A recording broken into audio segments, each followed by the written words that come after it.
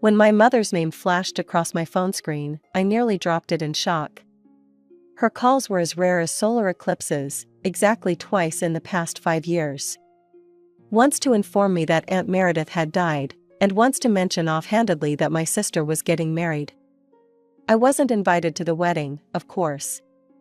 "Hello?" I answered cautiously.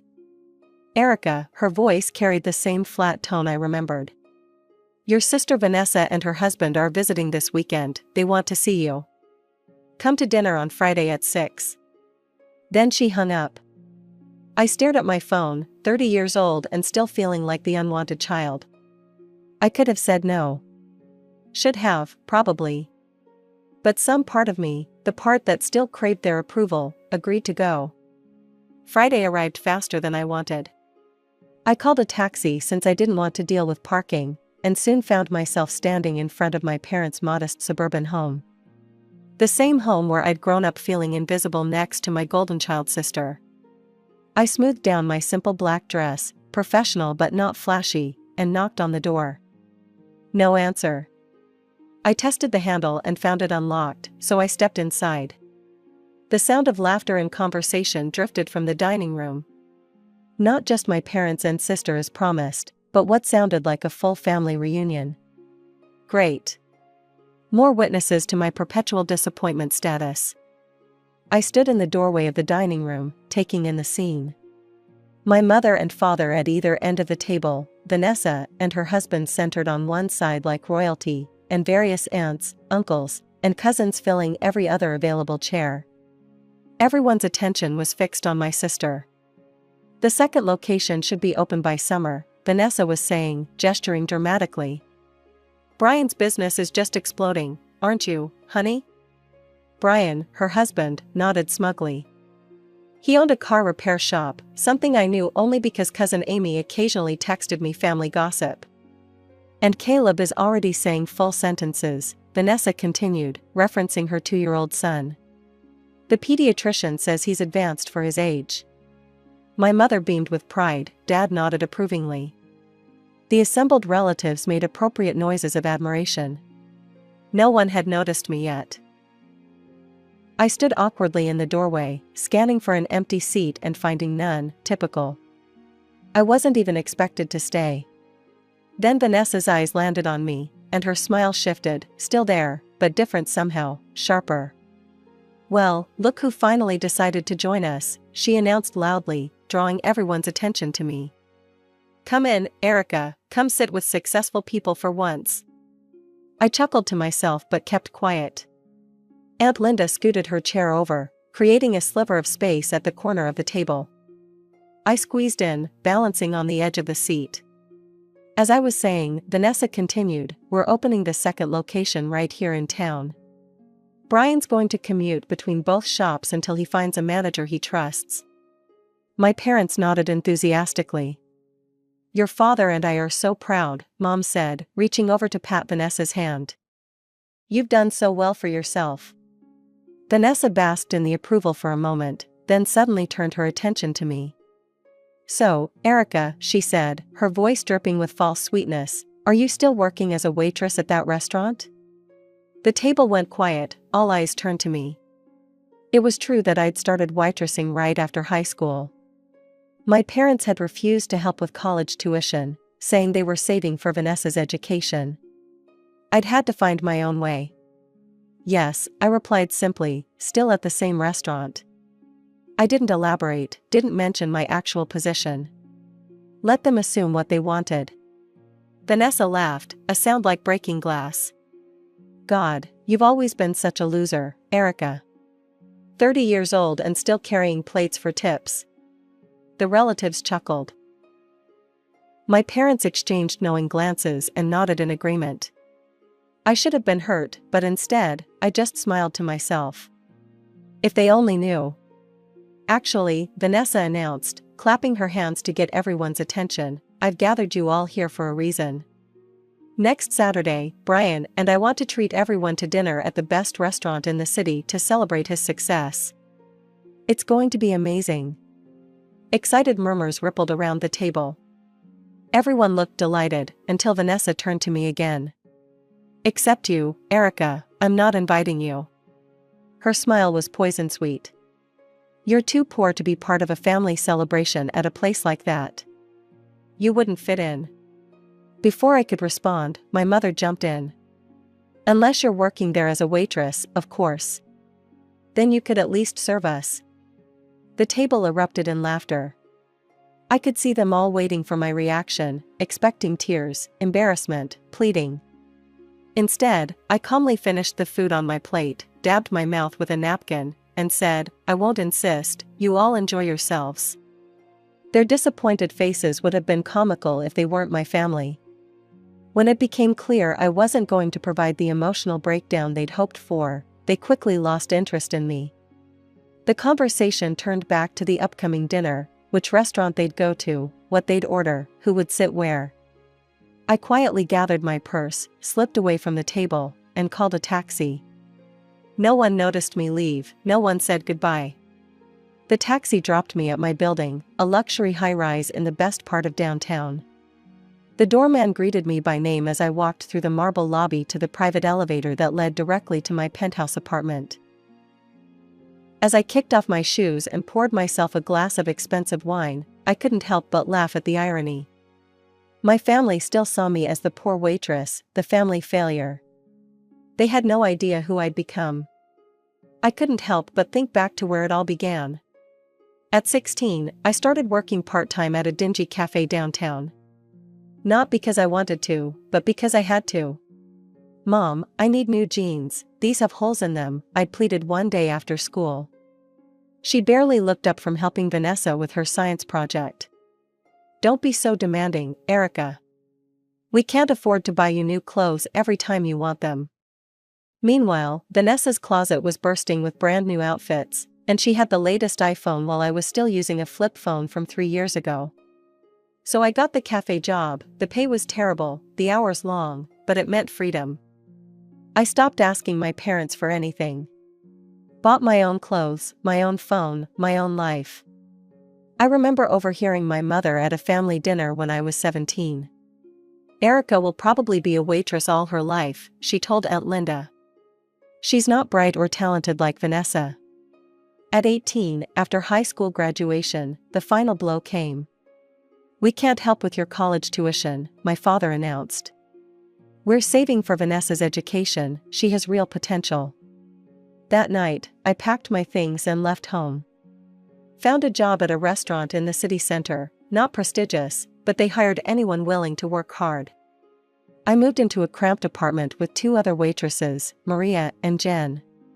We barely made ends meet, but at least I was free from my family's constant comparisons. I'd see photos on social media of Vanessa at beach resorts with my parents, or skiing in Colorado, or touring Europe. Then came the proud announcement of her starting college, the education my parents couldn't afford for me but somehow managed for her. I pushed those thoughts away and focused on my job. The restaurant, Bellini's, was in a prime downtown location but struggling financially. The food was mediocre, the service inconsistent, and the decor outdated. But I showed up every day, learned everything I could, and never complained. On my days off, I enrolled in restaurant management courses at the community college, paying my own way one class at a time. Restaurant finance, menu engineering, staff management, marketing strategies. 2 years into my time at Bellini's, I noticed things getting worse. Fewer customers each week, more food waste, staff turnover increasing. One evening after closing, I found the owner, Robert Dawson, sitting alone with a glass of whiskey, staring at spreadsheets. Everything okay, Mr. Dawson? I asked as I finished wiping down tables. He sighed heavily, not really, Erica, thinking about selling or rebranding. This place is dying. I hesitated, then gathered my courage, rebranding won't help. His head snapped up, excuse me? Sorry, but it's true, the problem isn't the name or the logo. It's the concept itself. I expected him to get angry, but instead, he gestured to the chair across from him, tell me more. So I did. I explained how our menu was too extensive, 20 pasta dishes when our chef only made 3 of them well. How we were trying to be high-end but didn't have the quality to justify the prices. How we were missing the lunch crowd completely with our limited hours. What would you do differently? He asked, his interest genuine. Focus on what we do best. Cut the menu to 15 items total, the ones people actually order. Create tiered pricing, affordable lunch options and premium dinner selections. And start a delivery service for people working late in the office buildings around us. Robert stared at me. Where did you learn all this? Management courses at the community college. And watching this place lose money for 2 years. He laughed, not mockingly, but with surprise. How old are you, Erica? 22. Robert nodded slowly. How would you like to be Bellini's new restaurant manager? Help me implement these changes? I need someone who understands both the theory and the reality of this business. Someone who sees problems and solutions, not just complaints. 2 weeks later, I had my own small office and the enormous responsibility of transforming a failing restaurant. It was terrifying and exhilarating. I worked 18-hour days, redesigning menus, retraining staff, establishing new systems, and overseeing a modest renovation that made the place feel contemporary without being trendy. 6 months later, Bellini's had lines out the door. Our delivery service was running nonstop during lunch and dinner. We'd cut costs by 30% while increasing revenue by 45%. Within 2 years, we opened a second location across town. Then a third in the financial district. Each one profitable from day one because we'd refined our model to near perfection. On my 24th birthday, Robert invited me to dinner, not at one of our restaurants, but at the most exclusive place in the city. I have a proposition for you, he said after we'd ordered. I want to make you a partner. 30% ownership in all current and future restaurants in our group. I nearly choked on my wine. That's too generous. It's not generosity, it's business. You've turned one failing restaurant into 3 successful ones. I'd be an idiot not to lock you in as a partner before someone else steals you away. That night changed everything. I wasn't just an employee anymore, I was an owner. We expanded rapidly after that, opening 2 more locations within a year. By my 26th birthday, I bought my penthouse apartment. By 28, I had my own investment portfolio.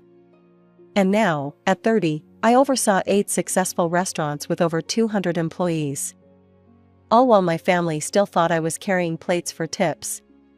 I snapped back to the present as my phone chimed with a notification. It was a message from Melissa, our reservation manager at the original Bellini's location. Just confirmed a large party booking for next Saturday evening, 7 p.m., name, Vanessa Cooper. I stared at the message, then burst out laughing. Of all the restaurants in the city, my sister had chosen mine for her big family celebration, the very celebration I wasn't good enough to attend. I spent the week leading up to Saturday in a state of nervous anticipation. Every time I thought about my family walking into my restaurant, not knowing it was mine, I felt a strange mix of anxiety and excitement. Robert noticed my distraction during our weekly management meeting. Everything okay? He asked after everyone else had left the conference room. You seem off today. Robert had become more than a business partner over the years. He was a mentor, a friend, and the closest thing to family I had these days. His wife Diane and their kids often invited me over for holidays when they knew I had nowhere else to go. My sister's bringing my entire family to Bellini's on Saturday, I explained. The original location. His eyebrows shot up. The same family that thinks you're still a waitress? The ones who didn't invite you to the dinner? I nodded. Well, that's convenient. A slow smile spread across his face. Are you going to tell them? I'm thinking about it. Robert leaned back in his chair. Erica, I've known you for 8 years. You've rebuilt my business, expanded it beyond what I thought possible, and never once have you asked for recognition from anyone, except those people. Don't pretend this isn't important to you. He was right. Despite all my success, some part of me still craved my family's approval, or at least wanted to see their faces when they realized how wrong they'd been about me. I'll be there, I decided. Saturday evening arrived, and I was a bundle of nerves. I arrived at Bellini's an hour before my family's reservation, checking that everything was perfect. Not that I needed to, our staff was impeccable, but it gave me something to do. I changed into a tailored black dress and my executive name badge, which clearly stated Erica Mitchell, owner and executive director. Then I positioned myself in my office, which had a glass window overlooking the main dining room, and waited. They arrived in a group, my parents, Vanessa and Brian, several aunts and uncles, and a few cousins. 14 people total, all dressed in their finest. I watched as the host led them to the large round table in the center of the dining room, our best table, which Melissa had reserved without my asking. Vanessa was holding court, gesturing grandly, clearly the center of attention. My parents beamed with pride, nodding at whatever she was saying. It was like a scene from my childhood playing out all over again. I stayed in my office until they had ordered drinks and appetizers. Then, taking a deep breath, I stepped out and walked slowly toward their table. My cousin Amy spotted me first. Her eyes widened slightly, but she didn't say anything. Then, one by one, the others noticed me approaching. "Well, look who it is," Vanessa announced loudly. "Are you going to be our waitress tonight?" "How perfect." I smiled calmly. "Actually, I won't be able to serve you tonight." "Too busy with other tables?" Brian smirked. "Too busy running the restaurant," I replied, gesturing to my name badge. "And the 7 others in our group." The silence that followed was deafening. My mother's mouth fell open. My father's face turned an interesting shade of red. Vanessa looked like she'd been slapped. "You own this place?" my father finally managed to ask. "Co-own," I corrected, "with Robert Dawson. We've been partners for 6 years now." "But you said you were still working at the same restaurant," my mother said accusingly. "I am, I just didn't specify my position." I shrugged. "You never asked." Aunt Linda, who had made space for me at the family dinner, was the first to recover. "Erica, this is wonderful, the restaurant is beautiful. You must be so proud." Suddenly, everyone wanted to talk to me.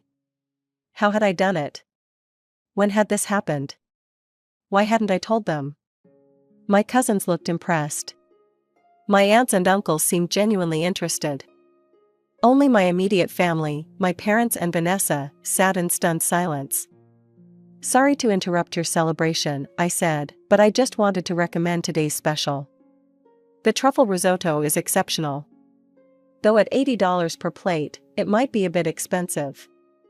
I looked directly at Vanessa as I said this, echoing her words about me being too poor to attend. Her face flushed with anger and embarrassment.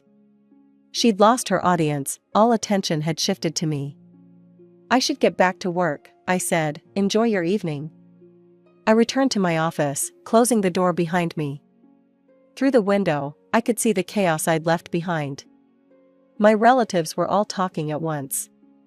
Vanessa was red-faced and furious, snapping at Brian whenever he tried to speak. My parents looked dazed, occasionally glancing toward my office. I should have felt triumphant. This was the moment I'd sometimes fantasized about, the big reveal, the shocked faces, the sudden realization that they'd underestimated me all along. But instead, I felt empty.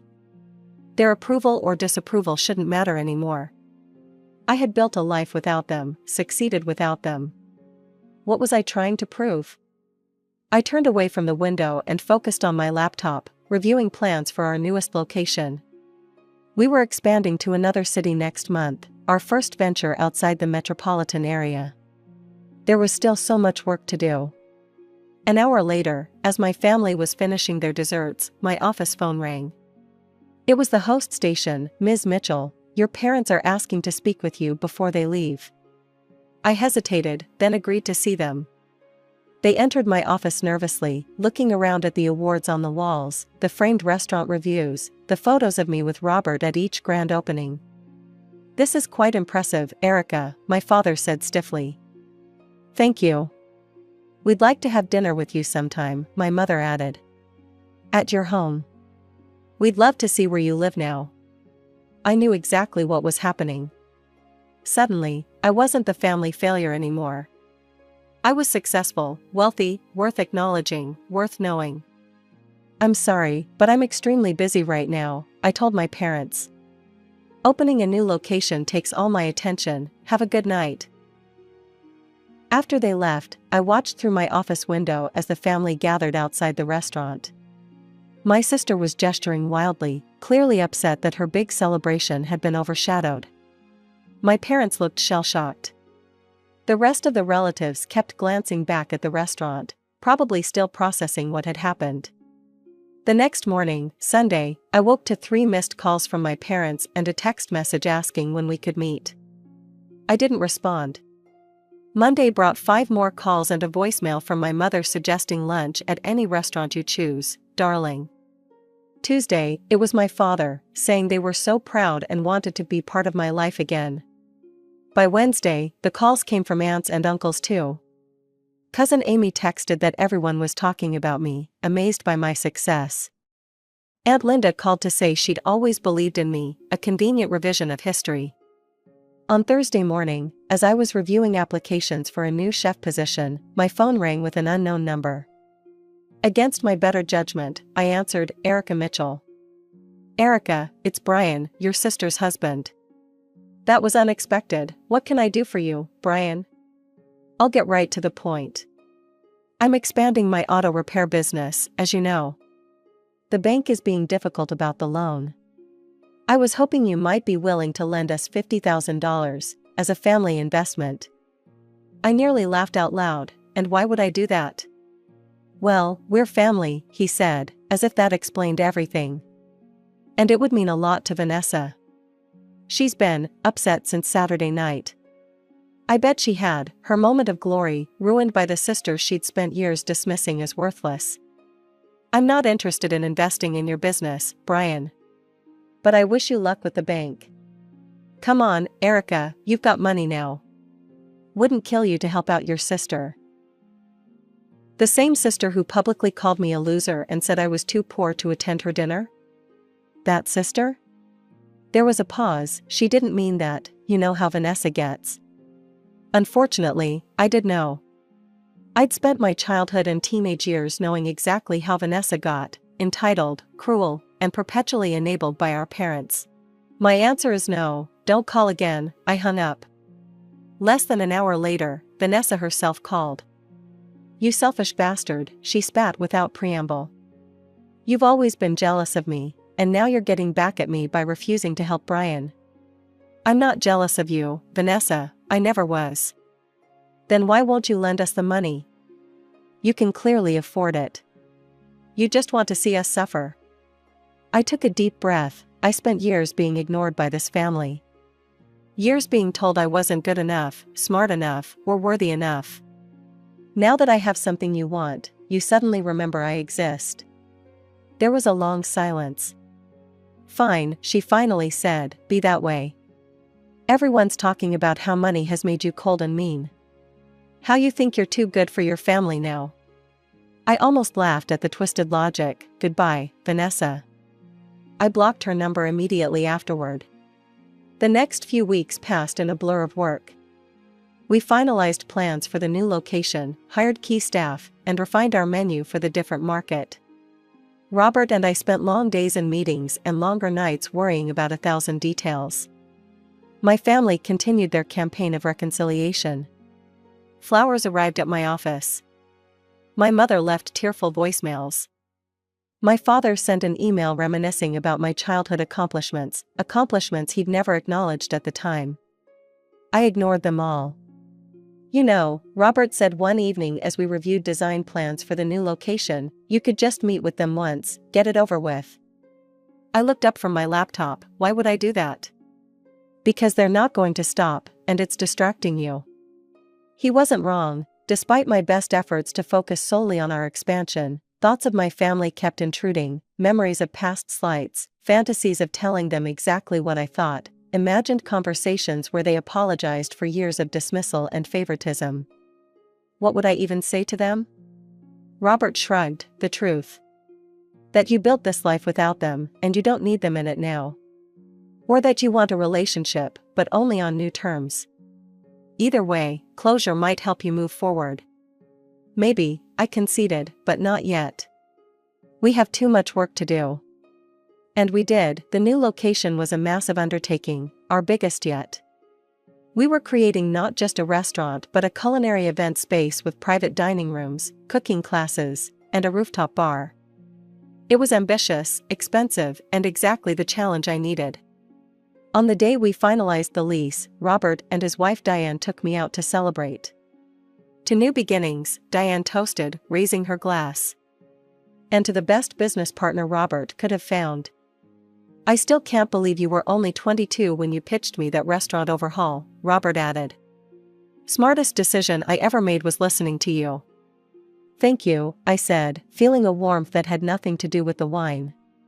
For taking a chance on me. For believing in me when no one else did.